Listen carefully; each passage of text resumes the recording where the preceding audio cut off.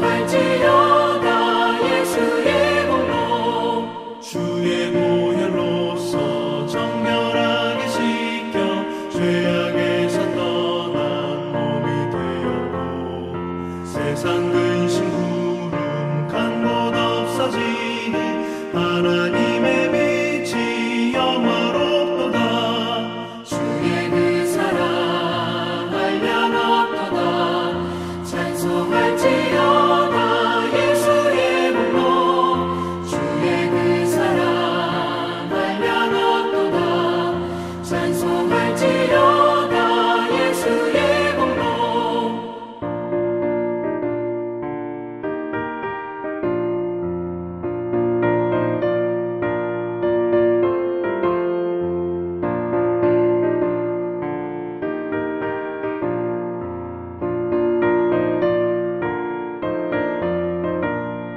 죄의 깊은 잠과 뜬 세상의 꿈을 어서 깨어나라 나의 친구여 은혜 받은 날과 구원 얻을 때가 지금 온 세상에 선포되었네 주의 그 사랑 한량없도다 찬송할지어다 예수의 공로 주의 그 사랑 한량없도다 찬송할지어다 예수의 공로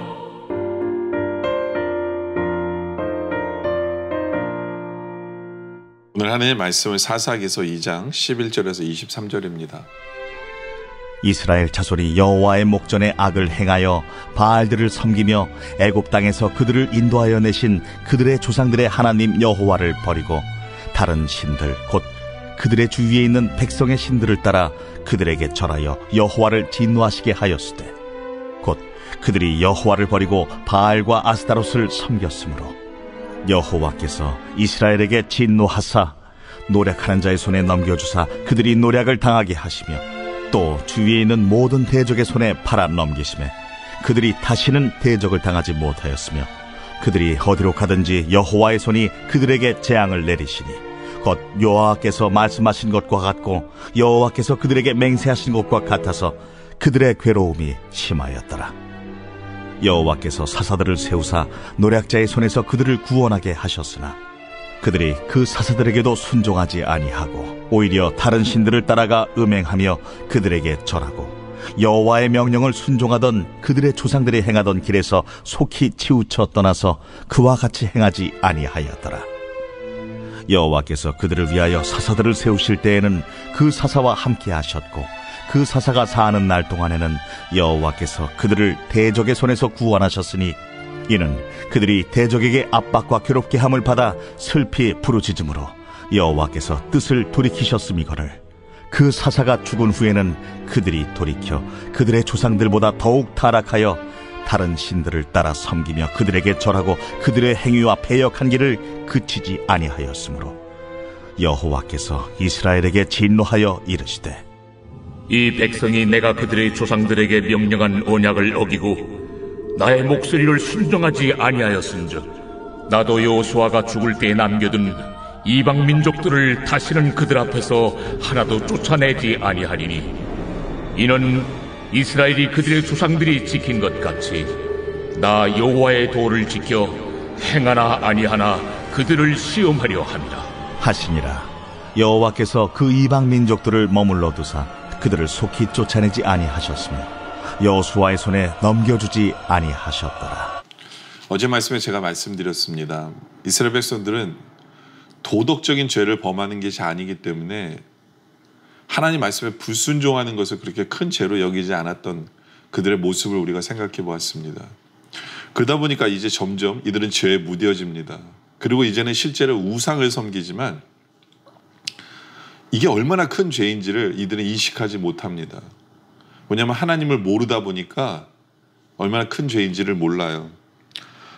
11절에 보면 이스라엘 자손이 여호와의 목전에 악을 행하여 바알들을 섬기니, 그렇죠, 바알을 섬깁니다. 하나님 앞에서 악을 행했다라고 말씀하고 있어요. 그러면서 12절에 애굽 땅에서 그들을 인도해 내신 그들의 조상들의 하나님 여호와를 버리고 다른 신들 곧 그들의 주위에 있는 백성의 신들을 따라 그들에게 절하며 여호와를 진노하게 하였으되 곧 그들이 여호와를 버리고 바알과 아스타롯을 섬겼으므로, 그렇죠? 하나님을 버리고 바알과 아스타롯을 섬겼다라고 얘기합니다. 어떻게 이렇게 될 수 있을까요? 이들이 진짜 하나님을 버린 걸까요? 이 당시에 그 가나안 사람들의 신관이라고 그럴까요? 신에 대한 개념을 우리가 좀 알 필요가 있습니다. 왜 이들이, 이스라엘 백성들이 이렇게까지 죄를 저지르면서도 이것이 왜 이렇게 큰 문제가 아니라고 생각했는지를 생각해 볼 필요가 있는데요. 그 가나안 사람들의 신관이 뭐냐 하면 신 중에서 가장 높은 신을 엘이라고 불러요. 엘. 그러니까 이스라엘 백성들에게는 이게 하나님인가 보다라고 생각할 수도 있어요. 그런데 가나안 사람들은 그 엘이라는 신은 너무 높은 신이기 때문에 인간사와 관여를 하지 않습니다. 인간사에 관여를 하지 않아요. 그냥 높은 신일 뿐이에요. 그리고 직접적으로 인간사에 관여하는 제일 높은 신은 바알 신이에요. 물론 엘신 밑에 있는 신이 바알 신이죠. 근데 어떻게 직접 관여하냐면 이 바알 신은 비를 내리는 신이다라고 이들은 믿었던 거예요. 비를 내리는 신. 그리고 여기서 말하는 아스타롯 신은 뭐냐면 여신이에요. 근데 이건 풍요의 여신입니다. 풍요의 여신. 근데 이 바알과 아스타롯이 부부예요. 그래서 이들이 어떻게 풍요를 누리게 되느냐면 이 바알과 아스타롯의 이 부부가 성관계를 가지면서, 하늘의 성관계를 가지면서 그것을 통해서 풍요를 이루게 된다는 거죠. 뭐 마치 다산이나 뭐 이런 것처럼, 예? 그것이 비가 돼서 풍요를 이루게 되어진다라는 그런 개념이 바로 가나안 사람들이 신을 섬기는 거예요. 그러다 보니까 이 가나안 사람들은 결국엔 어떤 죄까지냐면 간음죄까지 신전에서 그 여사제들과 성관계를 가짐으로 말미암아 풍요를 이루게 되어진다라는 그런 개념이 가나안 사람들에게 있는 거예요. 근데 이스라엘 백성들이 왜 그거를 그렇게 큰 죄라고 여기질 않게 되었냐면 아까 그 엘이라는 그 개념. 네? 우리는 하나님 밑에 있는 신을 섬기는 거야 라는 거죠. 그러니까 하나님을 솔직히 완전히 버린 건 아니에요. 뭐 하나님 계셔. 근데 지금 우리는 농사를 짓잖아. 이거거든요. 뭐냐면 이스라엘 백성들은 유목민이었어요. 원래가. 유목민이었는데 이제 뭐합니까? 농사를 짓게 돼요. 그러니까 가나안 사람들이 농사를 이렇게 짓는 걸 보니까 선배잖아요. 어떻게 농사를 잘 짓는가 보니까 그 중에 하나가 바알 신을 섬기는 거거든요. 비를 제때 내려주는 신이라고. 그러다 보니까 이스라엘 백성들은 이건 우리 먹고 사는 문제인데 이 바알 신은 뭐 하나님 밑에 있는 신이니까 바알 신을 섬기는 게 뭐가 그렇게 문제야 라고 생각하는 거죠. 그리고 아스타롯이라는 신, 풍요를 주는 신을 섬기는 게 뭐가 그런 문제야 라고 생각하면서 이스라엘 백성들은 자연스럽게 가나안 사람들이 믿는 이 우상을 섬기게 된 거예요. 근데 우상을 섬기면서 이젠 그걸로 끝나는 것이 아니라 그들의 신전에 가서 그들이 행하는 그런 간음죄를 저지르면서 살게 되는 거죠. 그러니까 자연스럽게 죄가 그들에게 싹 스며들면서 이게 얼마나 큰 죄인가를 모르면서 이들은 그들의 문화 속에 동요해서 살게 된 거예요. 그러니까 하나님이 그래서 그들을 쫓아내라고 하신 거거든요. 그래서 하나님께서는 그들을 몰아내고 우상의 신전을 없애라고 하신 건데 이들은 조용히 그들을 받아들였고 결국에는 그들에게 조용히 동화되기 시작하고 결국에는 점점 큰 죄를 지면서도 자기들이 어떤 죄를 짓고 있는지도 모르는 사이에 그들은 죄를 짓는 거예요. 그렇죠? 그러니까 하나님이 어떻게 하세요? 15절에 그들이 어디로 가든지 여호와의 손이 그들에게 재앙을 내리시니 곧 여호와께서 말씀하신 것 같이 같고 여호와께서 그들에게 맹세하신 것 같아서 그들의 괴로움이 심하였더라. 그들의 죄 때문에 하나님이 그들에게 재앙을 내리세요. 솔직히 근데 이 재앙은요 하나님이 내리신 게 아니라 그들이 자초한 거예요. 왜냐하면 쫓아내지 않았으니까 그 이방인들이 어떻게 합니까? 그 가나안 사람들이 이스라엘 백성을 핍박하는 거예요. 이스라엘 백성을 괴롭히는 거예요. 괴롭히는 거. 쫓아냈었는데 쫓아내지 않으니까 가나안 사람들 힘이 커지니까 괴롭히는 거예요. 그래서 16절에 여호와께서 사사들을 세우사 노략자의 손에서 그들을 구원하셨으나, 정말 하나님은 그럼에도 불구하고 이스라엘 백성을 사랑하시니까 사사를 세워주세요. 하나님이 사랑이에요. 사사를 세워주세요.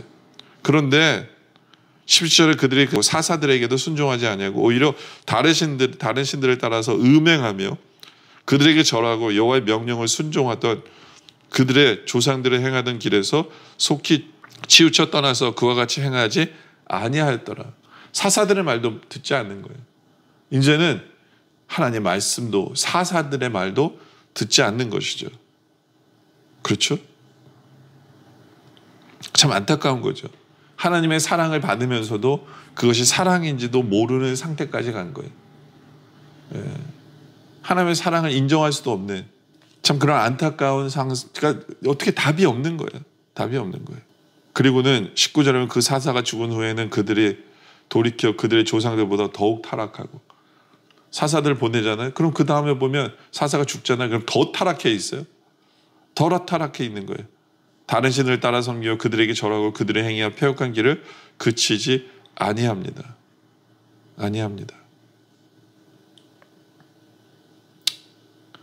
그러니까 이런 안타까운 그러한 루틴에 계속되는 삶을 이들은 겪게 되는 거예요.